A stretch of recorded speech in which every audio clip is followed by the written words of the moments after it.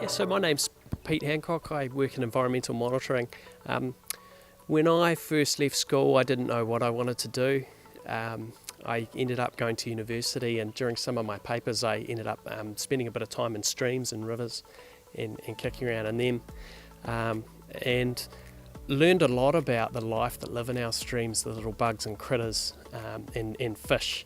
I had this one moment during my research where I slipped over in a river in the middle of the night, and I was spotlighting. I had a spotlight, was looking for fish, and I hurt my leg, and I had my spotlight on, and I turned my light off, and I just sat there for a few minutes in the river with my waders on. And when my eyes adjusted to the dark, in the river I could see all these little bits of glowing things in the river, and it made me curious. What are these things in the river? And I looked a bit closer, and it was a little freshwater limpet. And when you touch them, when you disturb them, they release a glowing, like a bit of a glowing mucus.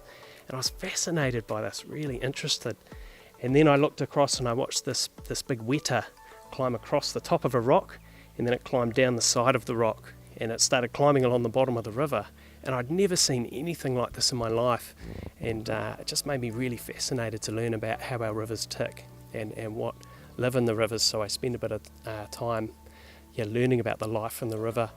Now that I've worked in the workplace a lot longer, I'm learning a lot more about water quality in our rivers and how it makes for healthy rivers, and learning a lot about floods and a lot about droughts, which is what I do and do a lot of at the moment, and what I really enjoy and love doing.